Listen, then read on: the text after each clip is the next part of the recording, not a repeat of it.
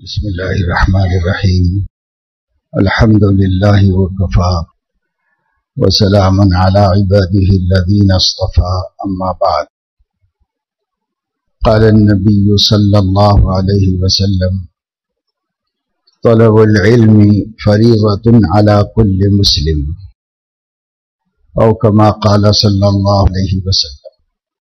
اسلام بہت سے احکام پر مشتمل ہے۔ کچھ معلومات ہیں جن کا تعلق انسان کے عقیدے سے ہے، اور کچھ معلومات ایسی ہیں جن کا تعلق عبادت کو صحیح طریقے پر ادا کرنے سے متعلق ہے۔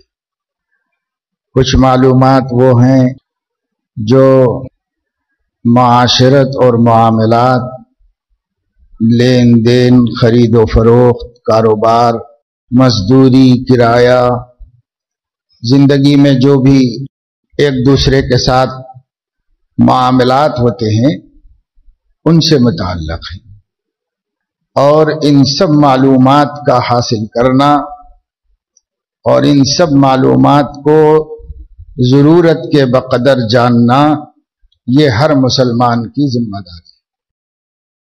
اللہ تعالیٰ نے پیغمبروں کو دنیا میں بھیجا اور پیغمبر پر اپنا علم نازل فرمایا اور اپنا علم اتارا ہے۔ اب پیغمبر نے امت کو بتلایا ہے، جو لوگ اس وقت ان کے سامنے موجود تھے ان کو آپ صلی اللہ علیہ وسلم نے براہ راست بتلایا ہے۔ ان لوگوں کو وصیت فرمائی کہ دیکھو، میرے بعد لوگ علم حاصل کرنے کے لیے تمہارے پاس آئیں گے، تو تم ان کے ساتھ بہتر سلوک کرنا اور میرے علم کو ان تک پہنچانا۔ اس طرح صحابہ کرام مامور کیے گئے کہ وہ علم کو آگے بڑھائیں، اور ہوتے ہوتے یہ دین اسلام آج ہمارے زمانے تک پہنچا ہوا ہے۔ جو علم حضور علیہ السلام نے عقیدے کے بارے میں دیا وہ بھی، اور جو علم عبادتوں کے سلسلے میں دیا وہ بھی معلوم ہے۔ جو علم آپ نے معاملات اور معاشرت کی درستگی اور اخلاق حسنہ کی سلامتی کے واسطے دیا ہے وہ بھی ہمارے پاس موجود ہے، اور اس طرح محفوظ طریقے پر موجود ہے کہ آج تک دنیا کی کسی پیشوا اور کسی رہنما کی تعلیمات ان کی قوموں میں اس طرح محفوظ نہیں جس طرح ہمارے ہاں محفوظ ہے۔ اور دوسری قوموں کے رہنماؤں کا تو کیا ہم کہہ سکتے ہیں، خود ہمارے نبی سے پہلے جو پیغمبر تشریف لائے اور سچی دعوت دی اور صحیح پیغام پہنچایا اور اچھے اخلاق عطا کیے، وہ بھی ان کی قوموں میں محفوظ نہیں ہے۔ صرف دین اسلام ایک ایسا دین ہے جو تمام عقلی وسائل کے اعتبار سے محفوظ ترین دین ہے۔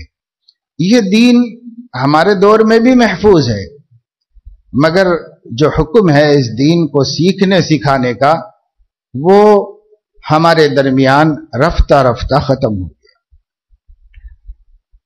علم دین کے دو حصے ہیں، ایک وہ ہے جس کا جاننا ہر مسلمان ہونے کے دعوے دار پر لازم ہے۔ اتنا علم تو جو یہ کہے کہ میں مسلمان ہوں تو اس پر فرض ہے، واجب، لازم ہے کہ وہ اتنا علم سیکھے۔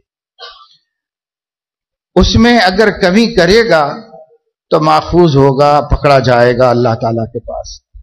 کمی ہونے کی وجہ سے غلطی کرے گا تو اس غلطی کا کوئی عذر بھی اللہ کے ہاں قبول نہیں ہوگا۔ اتنا علم ہر مسلمان پر فرض ہے۔ اور علم کا دوسرا حصہ وہ ہے کہ تمام قرآن مجید کو جانا جائے اور نبی پاک صلی اللہ علیہ وسلم کی ساری تعلیمات کو سمجھا جائے، اور اس سلسلے میں آپ کی منشا مراد اس کو سامنے رکھا جائے۔ اس کو عالم بننا کہتے ہیں اصطلاح میں۔ عالم تو ہر جاننے والے کو کہتے ہیں، لیکن پورا دین جو جانتا ہے اس کو عالم اصطلاح میں کہا جاتا ہے۔ تو عام لوگوں کے لیے جتنا ضروری ہے اتنا علم حاصل کرنا فرض ہے، اور جو خاص لوگ ہیں، ایک طبقہ امت میں ایسا ہو جو پورا دین جانتا ہو۔ اس کی تعداد کیا ہے؟ تو علماء فرماتے ہیں ہر بستی میں اتنے علماء پیدا ہو جائیں جو اس بستی کے مسلمانوں کی ضرورت پوری کر سکے، ان کو جو بھی مسئلے مسائل کی ضرورت پیش آئے، وہ وقتی طور پر کوئی بات پیش آئے تو وہ جان سکیں، سیکھ سکیں، ان سے معلوم کر سکیں، اتنے لوگ ہو جائیں تو یہ کافی ہے۔ اسی کافی ہو جانے کی وجہ سے اس کو فرض کفایہ کہا جاتا ہے۔ یہ علم کا وہ حصہ ہے جو فرض کفایہ ہے، جیسے نماز جنازہ فرض کفایہ ہے۔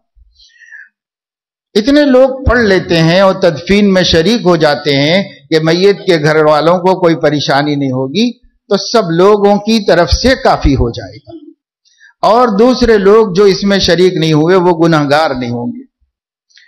لیکن اگر لوگ اس میں کم پڑ گئے اور ضرورت بقدر شریک نہیں ہوئے تو سارے بستی والے گنہگار ہوں گے۔ اسی طریقے سے علم دین ہے، پورا عالم بننا فرض کفایہ ہے۔ بستی کی ضرورت بقدر علماء موجود ہیں، قرآن کے حافظ موجود ہیں، تو کوئی گنہگار نہیں ہے، سب کے ذمے نہیں ہے کہ وہ عالم بنے، تھوڑے لوگ ہو جائیں ضرورت بقدر، بس کافی۔ آپ نے اپنی بستی میں سے پڑھا لیا ہو یا یہ کہ کہیں سے پڑھے وہ ان کو لا کے رکھ لیا ہو، ہر صورت میں گنہگار نہیں ہوں گے بستی والے۔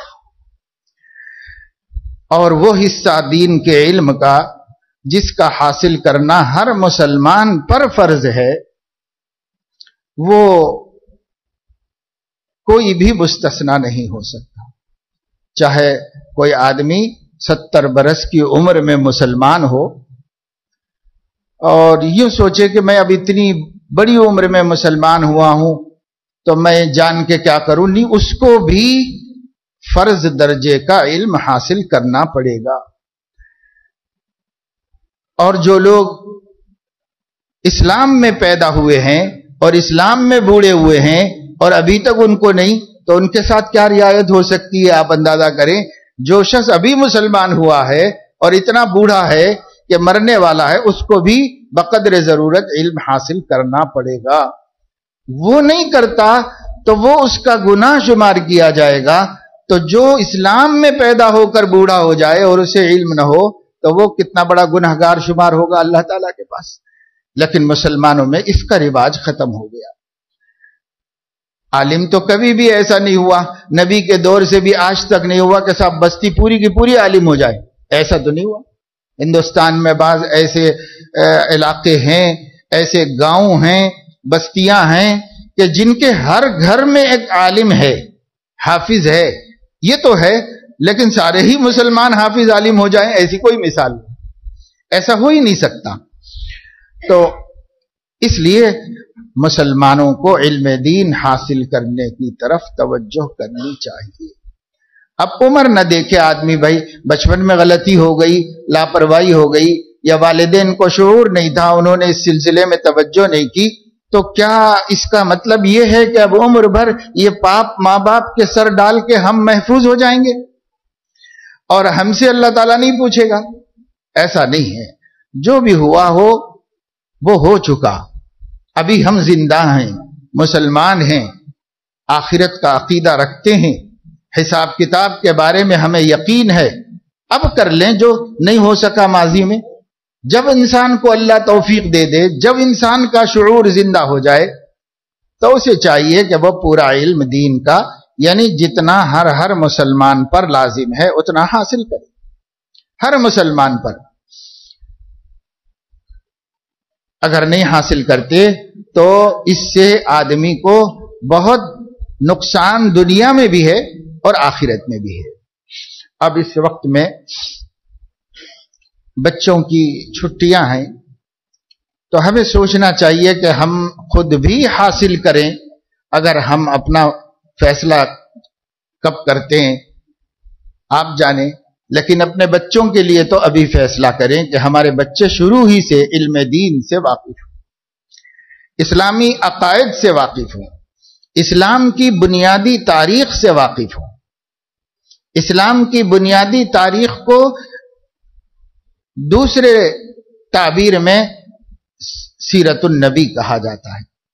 حضور علیہ الصلاۃ والسلام کی ولادت سے اس اسلام کی تاریخ کا تعلق ہے، اس دین کی تاریخ کا تعلق ہے، اس کی ہسٹری وہاں سے جڑتی ہے جہاں آپ کی پیدائش ہوئی اور آپ کی ولادت ہوئی، اور اس کو سمجھنے کے واسطے کچھ ذرا پہلے کے حالات سے واقفیت حاصل کرنی پڑتی ہے۔ پھر حضور علیہ الصلاۃ والسلام کی ذات مبارک کے ساتھ جو باتیں جڑی ہوئی ہیں ان کو تاریخ اسلام کہا جاتا ہے، وہ ابتدائی اور بنیادی تاریخ ہے۔ ان میں سے ہر بات عمل کرنے کی تو نہیں ہوتی، جاننے کی ہوتی ہے۔ جاننے سے انسان کو اپنے دین کے بارے میں اعتماد حاصل ہوتا ہے، اپنے دین کے بارے میں عقیدوں کو پختگی نصیب ہوتی ہے، اور نہ جاننے والا آدمی شکوک و شبہات میں مبتلا رہتا ہے۔ جیسے اب ہو گیا کہ مسلمانوں کا ایک بڑا طبقہ وہ نہ جاننے کی وجہ سے شکوک و شبہات میں مبتلا ہے۔ اسے نہیں پتا ہے کہ حضور علیہ الصلاۃ والسلام کب پیدا ہوئے، کن حالات میں پیدا ہوئے، کیسے پلے بڑے، ان کا بچپن کیسے گزرا، ان کی جوانی کیسے گزری، انہوں نے کب دعوت کا کام شروع کیا اور کس طرح لوگوں نے ان کے ساتھ معاملہ کیا، اور اپنی نبی ہونے کی دعوے کے اوپر ثبوت کیا پیش کیا۔ یہ سب آپ کی تاریخ ہے، اسلام کی بنیادی تاریخ کہلاتی ہے۔ یہ بنیادی تاریخ کا جاننا ہر مسلمان کو اپنے دین کے محفوظ کرنے کے واسطے ضروری ہے۔ اگر اتنا ہمارے بچے نہیں جانتے تو جو کچھ آپ نے ان کو عقیدہ دیا ہے وہ ایک سرسری چیز ہے جو خاندانی رسوم کے طور پر انہوں نے حاصل کیے ہیں، وہ کبھی باقی رہ سکتے ہیں، ختم بھی ہو جا سکتے ہیں، ان کی کوئی اہمیت نہیں۔ جو چیز علم کے بغیر حاصل ہوئی ہے اس چیز پر کوئی وثوق اور یقین نہیں پیدا ہوتا، اور جو چیز علم کے ذریعے حاصل ہوتی ہے وہ پختہ ہوتی ہے اور مضبوط ہوتی ہے۔ اس لیے اپنے بچوں کو بقدر ضرورت علم کی فکر کرنا ہر مسلمان کی ذمہ داری ہے۔ آج کل کیا کر رہے ہیں کہ سب ایسا کوئی اسکول دیکھو جس اسکول کے اندر اسلامیات بھی ہیں، کہیں دینیات کا نام ہے، کہیں اسلامیات کا نام ہے، کہیں اس کو اسلامک اسکول کا نام دے دیا جاتا ہے۔ تو ہم کیا کرتے ہیں کہ بھئی ایسا کسی اسکول جو ذرا دین پسند لوگ ہیں وہ لے جا کے وہاں شریک کر دیتے ہیں، وہاں بچوں کو سورہ فاتحہ یاد کرا دی گئی اور کوئی ایک دو کلمے حدیثیں یاد کرا دی گئی، تو آپ سمجھتے ہیں کہ ہم اپنے بچے کو علم دے رہے ہیں، دین کا علم دے رہے ہیں، یہ سمجھتے ہیں، یہ سمجھ کر خوش ہیں کہ نہیں میں فلاں ایسے ہمارے بچے کے اسکول میں کلمہ بھی پڑھاتے ہیں، ہمارے بچے کے اسکول میں سورہ فاتحہ یاد کرا دیے، یہ سورہ یاد ہو گیا، اس کے معنی یاد ہو گئے ہیں، سمجھتے ہیں کہ ہم ان کو دین کا علم دے رہے ہیں۔ یہ صحیح نہیں ہے، یہ فریب ہے، یہ دھوکہ ہے، یہ دھوکہ ہے۔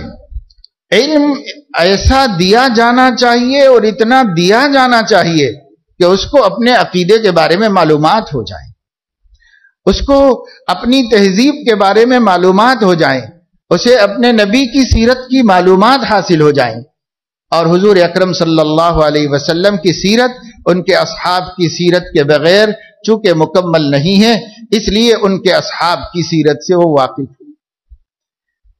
یہ اگر نہیں دیا جا رہا ہے تو محض کچھ آیتیں وغیرہ یاد کرا دینے سے کیا ہو سکتا ہے۔ میں ابھی بھٹکل گیا تھا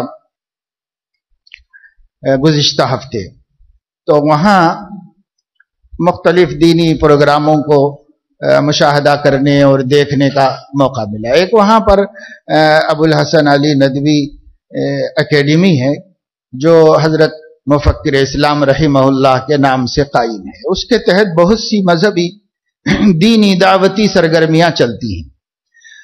تو جو اس کے چیئرمین تھے انہوں نے مجھے بتایا کہ ایک سلسلہ ہم نے یہ شروع کیا ہے کہ اسلام کے بارے میں معلومات کا مقابلہ گربا کی تعطیلات میں کراتے. جب انہوں نے شروع کیا تھا تو پورے ملک سے 30,000 بچوں نے اس میں حصہ لیا تھا، اور اس سال 1,40,000 بچے اس میں حصہ لے رہے ہیں، جس میں مسلم، غیر مسلم، ہر مذہب کے لوگ موجود ہیں. اور اس کے اختتام پر وہ خالص سونے کا انعام دیتے ہیں اور 28-30 ہزار روپے کی قیمت کا انعام دیتے ہیں. تو انہوں نے بتایا کہ گزشتہ سال پورے ملک سے حصہ لینے والوں میں اس گولڈ میڈل کی مستحق ایک غیر مسلم لڑکی، مسلمانوں کی معلومات کے اعتبار سے اس کی معلومات زیادہ تھی.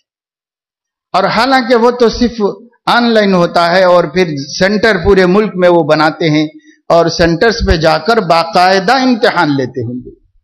اس باقاعدہ امتحان کے بعد پورے ملک کا نتیجہ نکال کر انعام جاری کرتے ہیں. تو یہ تو خیر اچھی بات ہے کہ غیر مسلموں کو بھی اسلام کے بارے میں جاننے کا شوق پیدا کرایا جائے تاکہ ان کے دلوں میں جو اسلام سے دوری پیدا ہوئی ہے وہ ختم ہو اور وہ اسلام کو پہچان سکیں. یہ تو ایک اچھی کوشش ہے، لیکن اس کے مسابقے میں مسلمانوں کی معلومات اس کے مقابلے میں کم کیسے ہوگی؟ تو یہ ہماری سوچنے کی بات ہے. ہمارے ہاں پڑھایا ہی نہیں جا رہا ہے، بتایا ہی نہیں جا رہا ہے، سکھایا ہی نہیں جا رہا ہے. میں آپ کو صرف یہ بتانا چاہ رہا ہوں، صرف کمپٹیشن کا معاملہ ہو تو غیر مسلم بھی انعام جیت سکتا ہے. اس لیے اسلامک اسکول کا یہ مطلب نہیں ہے کہ وہاں پر کچھ باتیں بچوں کو یاد ہو جائیں.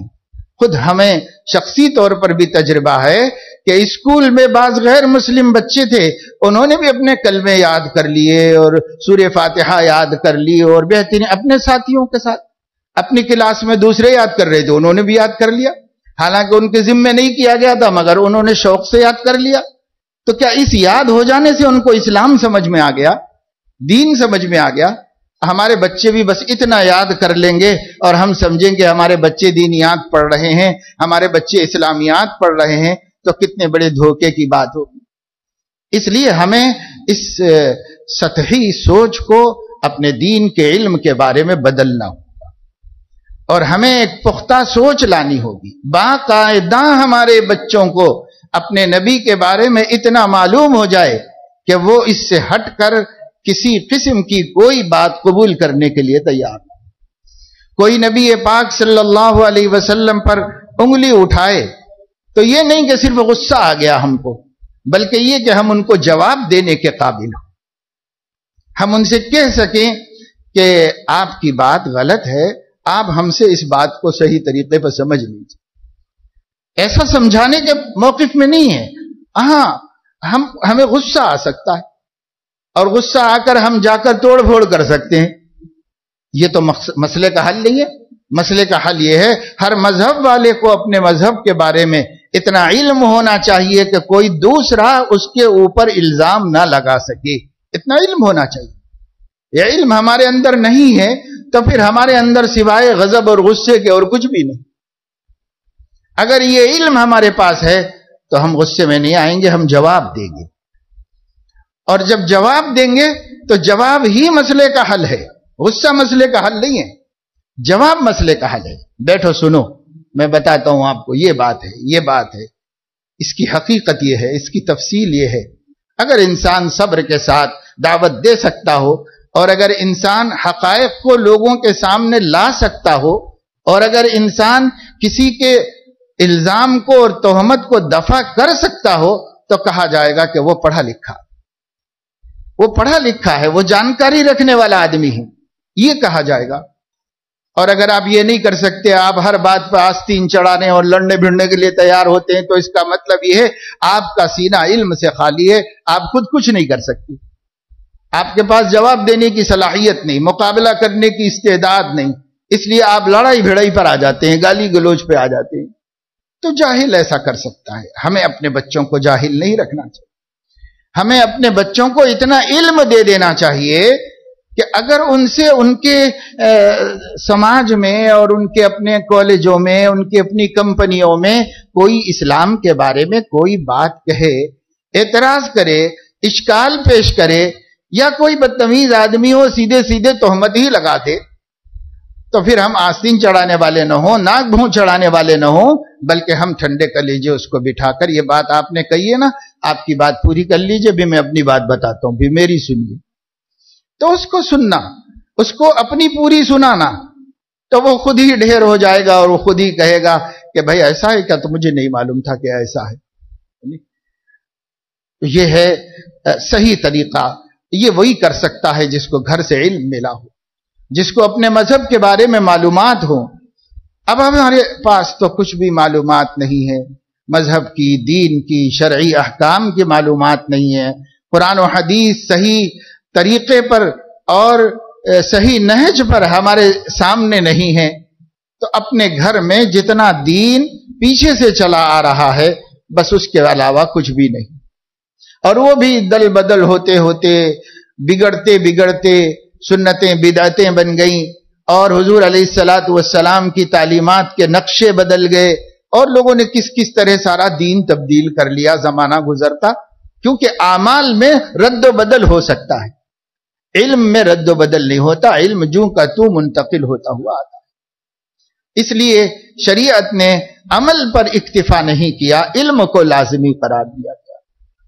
ایک بہت بڑے عالم دین سے پوچھا گیا کہ سب سے بہترین عمل کون سا ہے؟ تو انہوں نے کہا کہ علم سب سے بہترین عمل ہے۔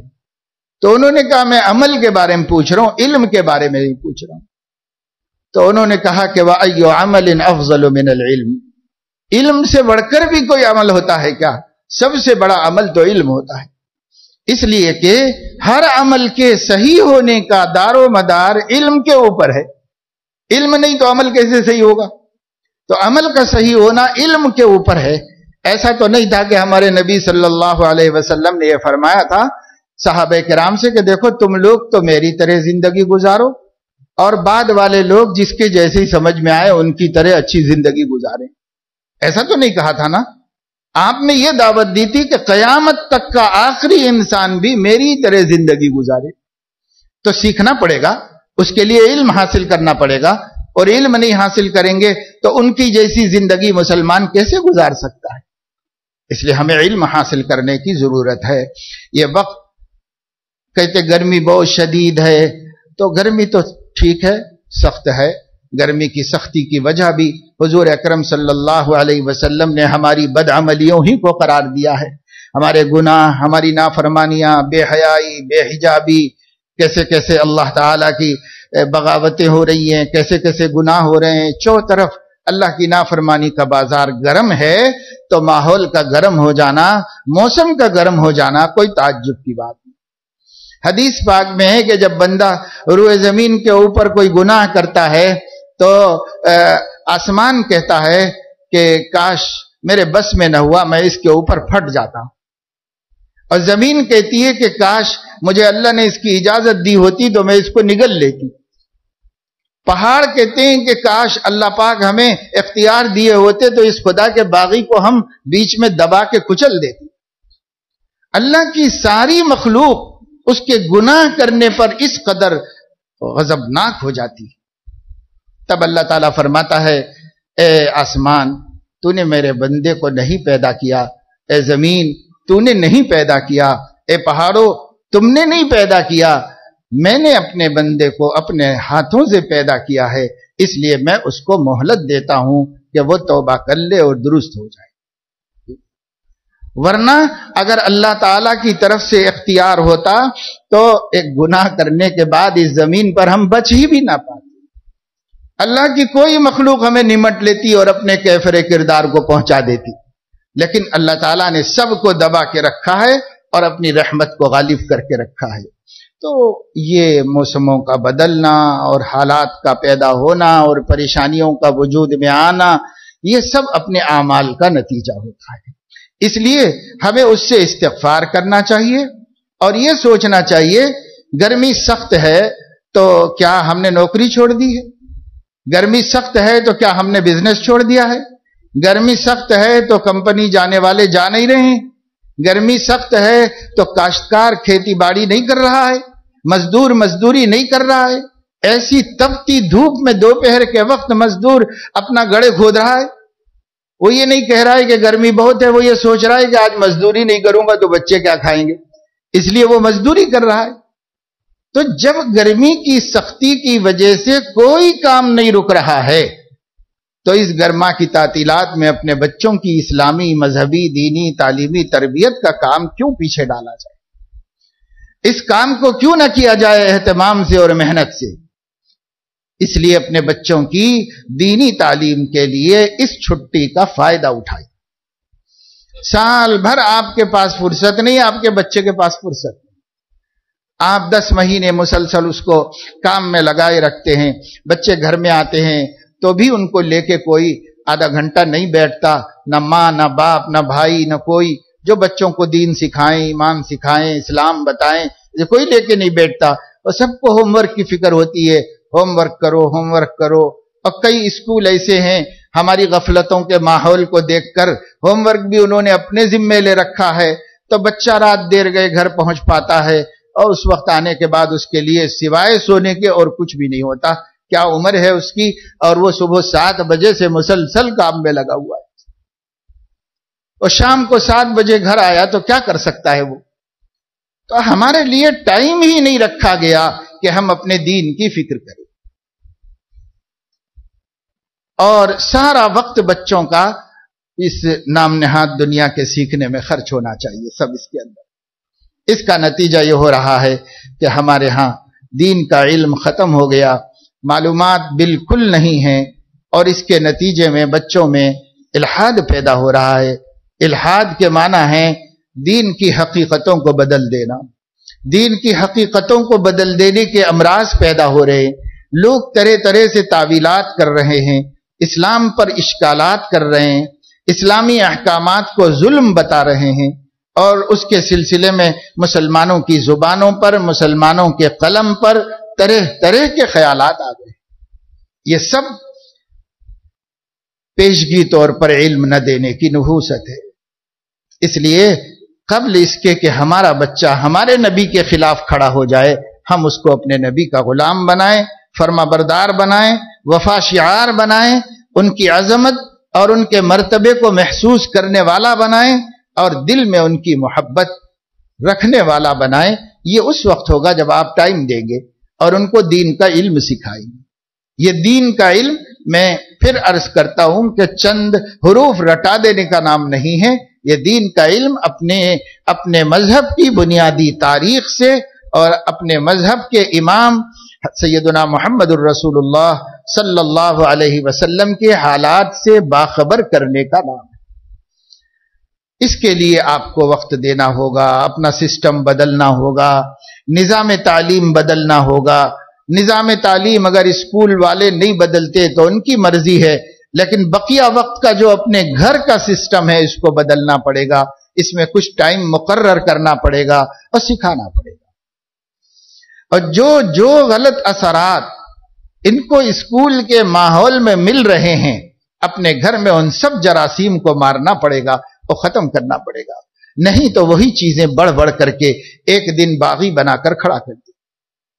ہم سمجھتے ہیں کہ صاحب اسکول میں تعلیم سے کیا حرج ہے، تعلیم سے کیا حرج ہے، لیکن یاد رکھیے کہ یہ صرف ہم مسلمانوں ہی کا بھولاپن ہے جنہوں نے سمجھا ہے کہ تعلیم رٹنے رٹانے کا نام ہے اور امتحان پاس کرنے کا نام ہے۔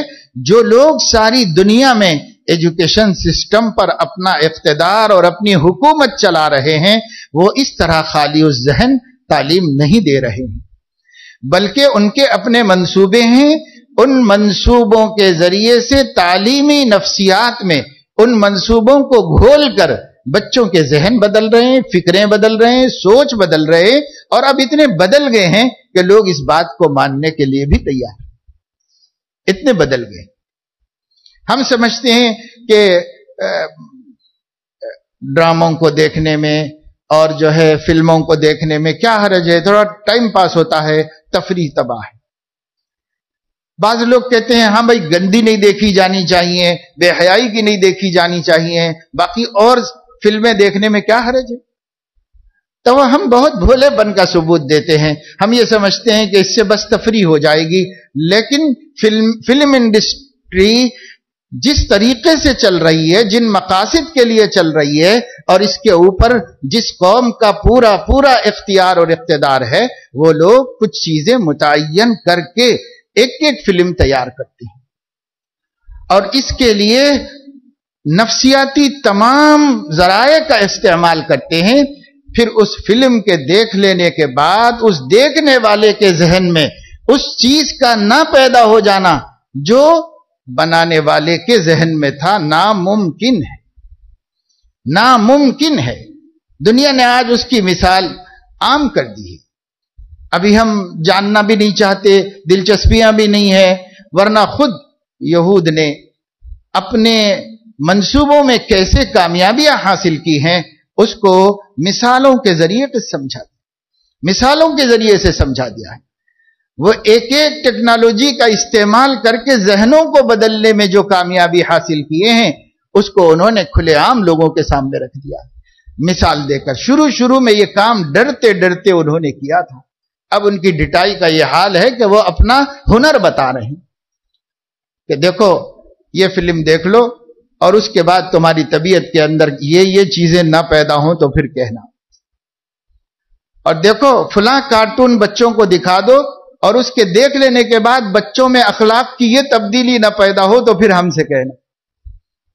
ہم کہتے ہیں کارٹون دیکھنے میں کیا ہے، کارٹون دیکھنے میں کیا ہے، لیکن وہ ان کے اخلاق بدل رہے ہیں، ان کی فکریں بدل رہے ہیں، ان کی سوچ بدل رہے ہیں، ان کے نظریات کو بدل رہے. کوئی کہانی کتاب میں ایسی نہیں لکھی گئی ہے سلیبس کے اندر جس کہانی کے بعد ایک سچ چھپ جائے اور ایک جھوٹ ذہن کے اندر بیٹھ جائے. ایسی کوئی کہانی نہیں لکھی، کوئی پویم، کوئی نظم ایسی نہیں بنائی گئی ہے غیر اسلامی نصابوں کے اندر جس کے پڑھ لینے کے بعد اور یاد کر لینے کے بعد نفسیاتی طور پر کوئی اخلاقی خرابی بچے کے اندر نہ پیدا ہو. ایسی کوئی نہیں بنائی گئی. یہ ساری چیزیں ہیں جس کو ملحوظ رکھ کر ایک طرف کام کیا جا رہا ہے، اور ایک طرف بھولے پن سے جو دیا جا رہا ہے وہ لیا جا رہا ہے، وہ کھایا جا رہا ہے، وہ کھلایا جا رہا ہے. دوسری طرف پوری مکاری سے، عیاری سے اپنی دشمنیوں کو نکالنے کی بھرپور کوشش کی جا رہی. اس لیے کہتے ہیں کہ آج کی جنگیں وہ تیر اور تفنگ کی جنگیں نہیں ہیں، آج کی جنگیں بموں اور میزائل کی جنگیں بھی نہیں ہیں. آج کی جو جنگ ہے وہ فکر و نظر کی جنگ ہے. اسلامی فکر ختم ہو جانا چاہیے، کہیں باقی نہیں رہنا چاہیے. اور اگر اسلامی فکر کہیں باقی رہے تو وہ اسلامی نہیں رہنا چاہیے، اسلام کے نام سے رہنی چاہیے. ہم سمجھتے ہیں کہ صاحب فلاں آدمی اسلام کا بہت بڑا ہمدرد ہے، حالانکہ وہ اسلام کی بقیہ ادھیڑ رہا ہے اور اسلام کی بنیادیں کھود رہا ہے، اور ہم کہہ رہے ہیں فلاں آدمی اسلام کا بہت ہمدرد ہے اور فلاں آدمی اسلام کا بہت ہمدرد ہے. ہم یہ سمجھ رہے ہیں. تو بیک وقت میں ایک طبقے کو شعور کے ساتھ کام کرنا ہے اور دوسرے طبقے کو بے شعوری کے ساتھ ان کے اثرات قبول کرتے چلے جانا ہے. یہ ماحول دنیا کا بنایا گیا ہے. اب دنیا کی قومیں بے شعوری کے ساتھ جی رہی، ہم مسلمان ہی نہیں اور بھی اقوام عالم کی پوری بے شعوری کے ساتھ متاثر ہوتی چلی جا رہی ہیں، اور کوئی شعور کے ساتھ ہمیں متاثر کرتا چلا جا رہا ہے. ہم اس مسئلے کو سمجھ نہیں رہے ہیں. ہمارے لیے وقت پہ کھانا مل جانے سے بڑا کوئی مسئلہ اس دنیا میں نہیں ہے. اگر یہ ہو جائے تو ہم خوش قسمت ہیں، اور اگر یہ نہ ہو جائے تو ہم بد نصیب ہیں. قبر کا چاہے کچھ بھی ہو جائے، حشر کا چاہے کچھ بھی ہو جائے، اللہ کے سامنے حاضری کا وقت حاضر جب ہوں گے تبھی دیکھ لیں گے. ابھی ہماری روٹی کا مسئلہ حل ہو جانا چاہیے، ہماری دنیا درست ہو جانی چاہیے. یہ ہے آج ہماری سوچ کا انداز. اس لیے میرے دوستو ہم بہت خطرناک دہانے پہ کھڑے ہوئے ہیں. یہی بات نہیں ہے ارض و سما ہمارے دشمن ہو رہے ہیں اور اہل زمین تو ہمارے ساتھ جو کچھ کر رہے ہیں ہم بھگت ہی رہے ہیں، ہم دیکھ ہی رہے ہیں.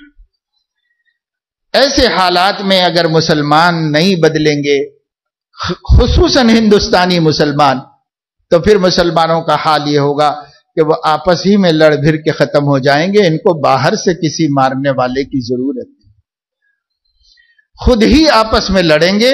عداوتیں نفرتوں میں تبدیل ہوں گی اور نفرتیں ایک دوسرے کے خلاف دست و گریبان ہونے میں تبدیل ہوں گی اور اس کا انجام قتل و غارت گری پر ہوگا.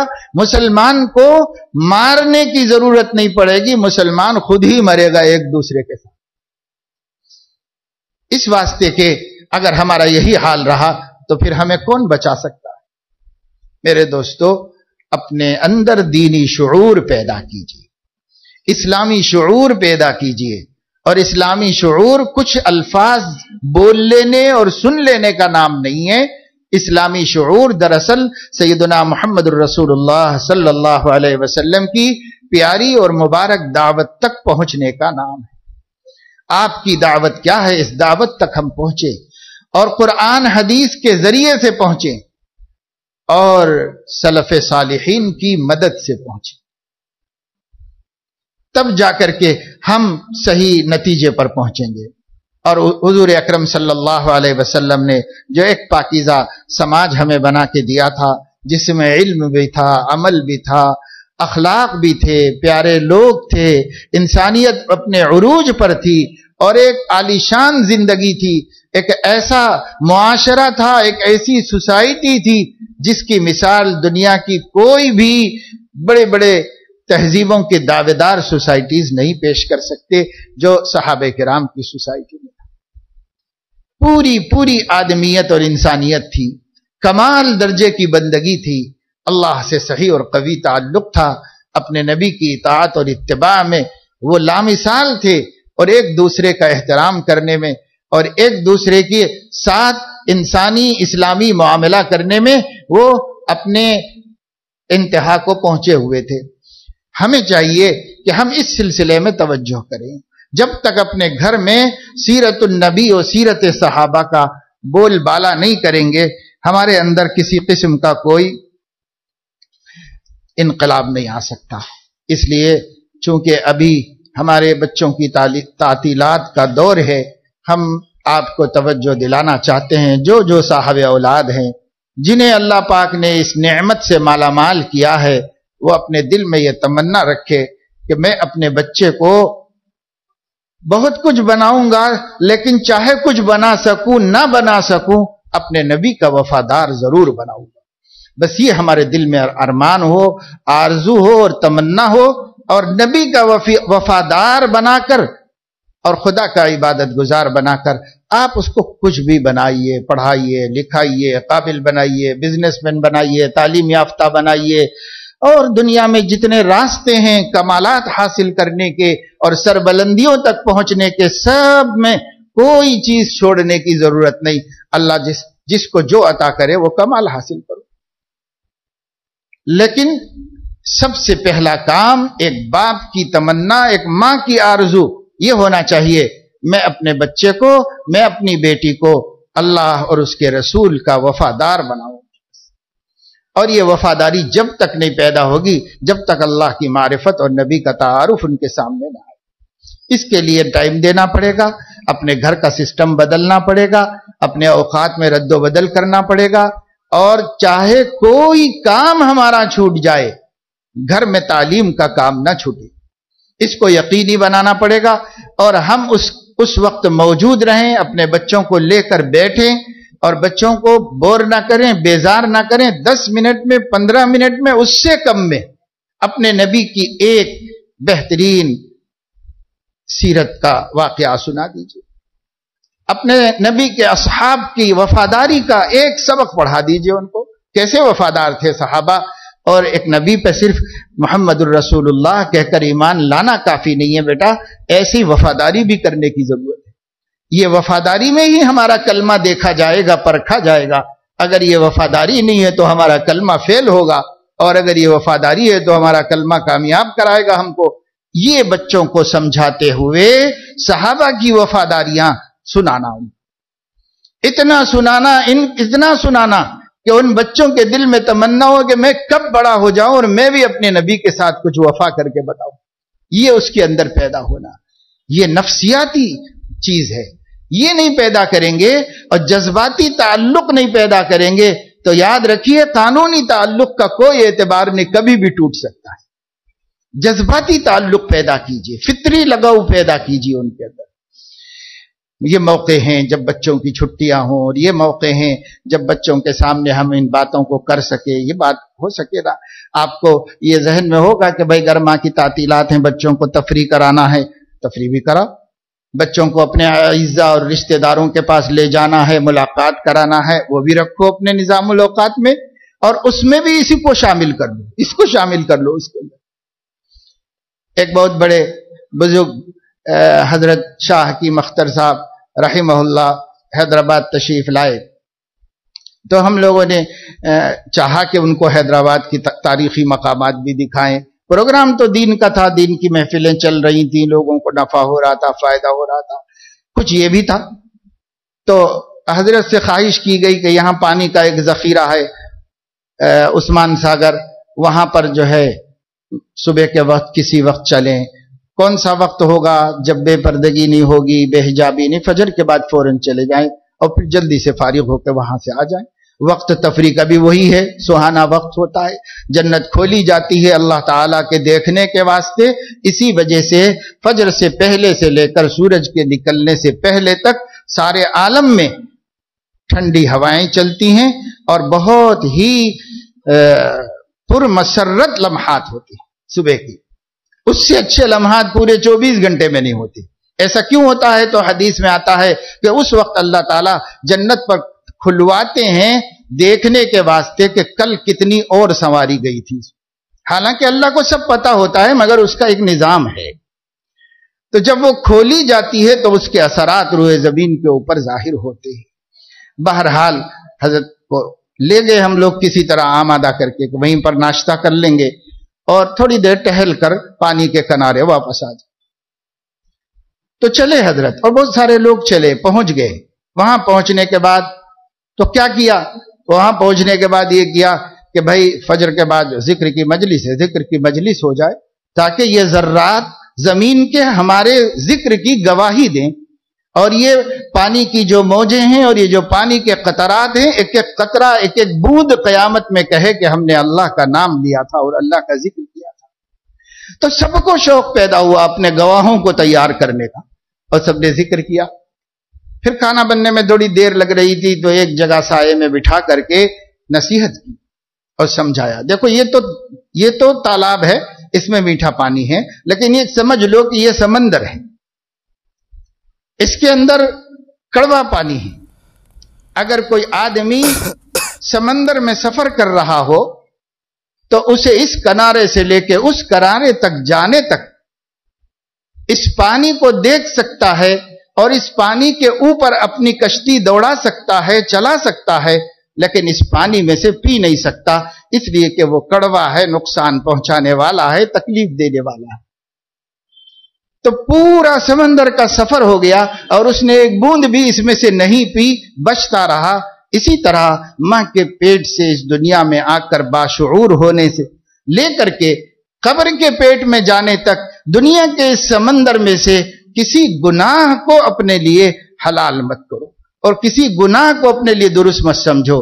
بس اس دنیا میں رہنا ہے، جیسے اس پانی ہی پہ سے جانا ہے، اسی طرح اس دنیا ہی میں سے گزرنا ہے، تو اسی دنیا میں سے گزرو، مگر جو حلال ہے اسے اختیار کرو، جو حرام ہے اس سے ایسے ہی بچو جیسے سمندر کا مسافر سمندر کے پانی سے اپنے آپ کو بچاتا ہے۔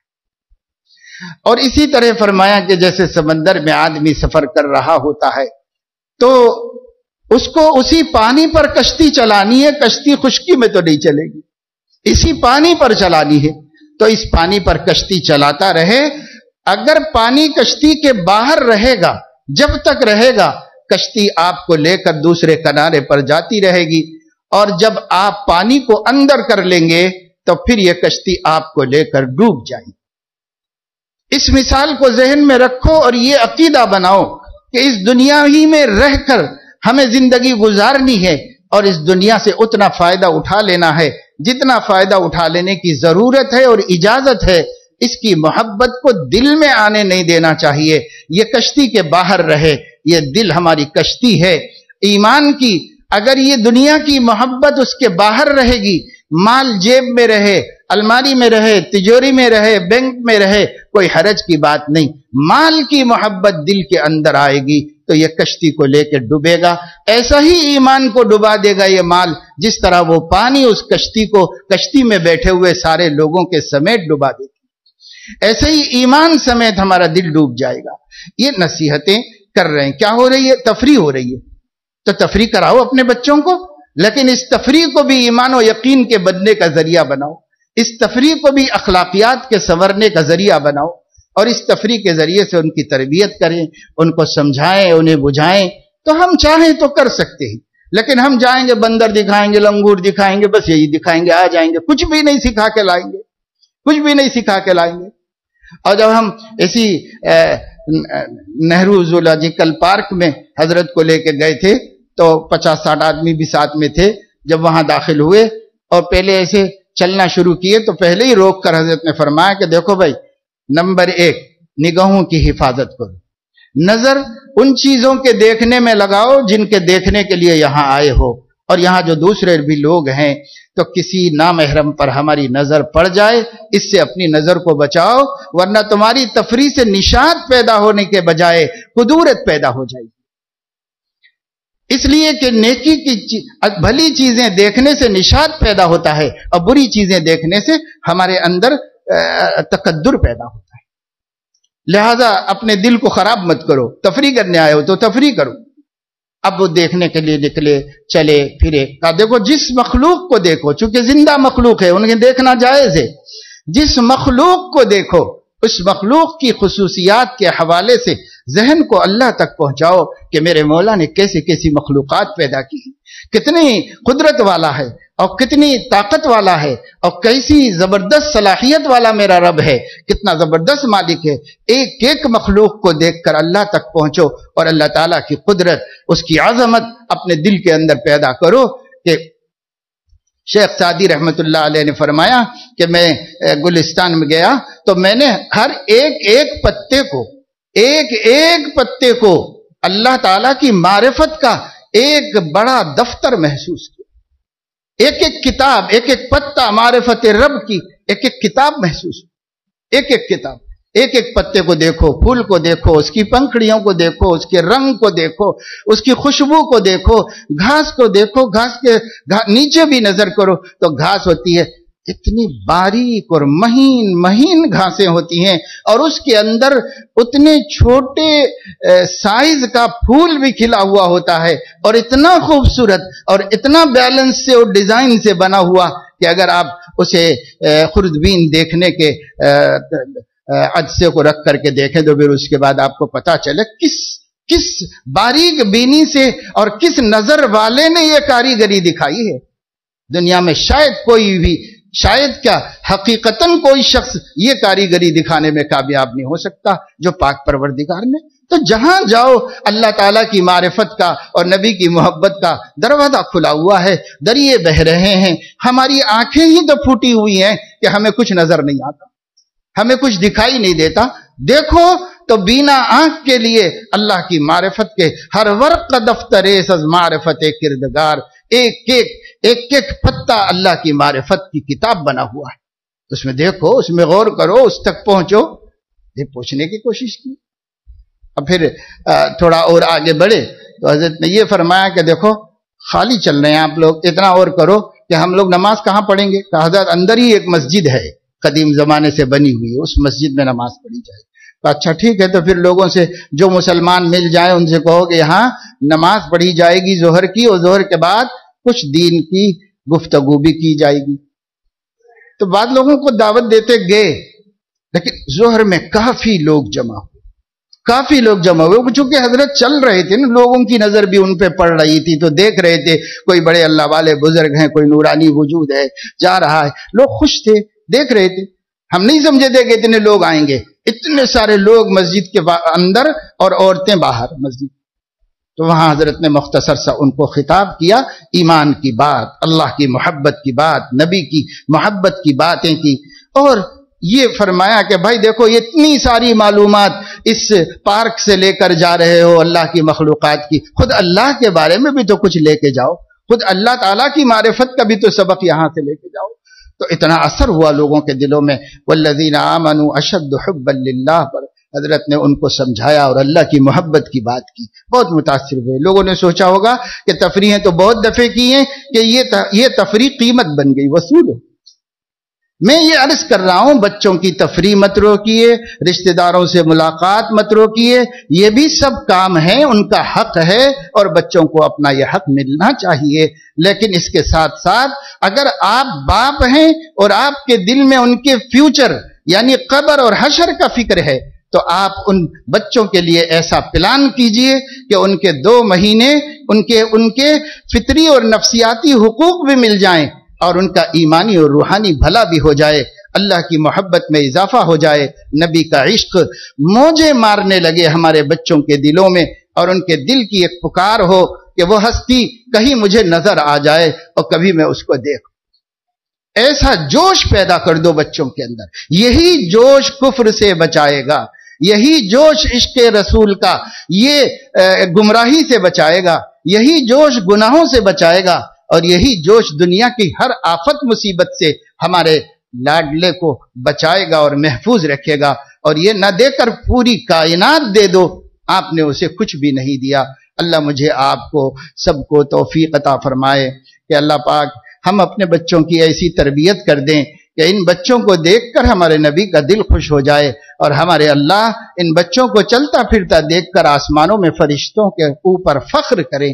ایسے بچے تیار کریں گے اور ایسی تربیت کریں گے، اس کا ارادہ کیجئے۔ ارادہ تو کوئی مشکل کام نہیں ہے، ارادے کے بعد کچھ تدبیریں شروع کیجئے، نہ سمجھ میں آئے تو بڑوں سے مشورہ کیجئے، علماء سے رائے لیجئے اور اس میں کامیابی حاصل کر لیجئے۔ اللہ پاک نصیب فرمائے۔ وآخر دعوانا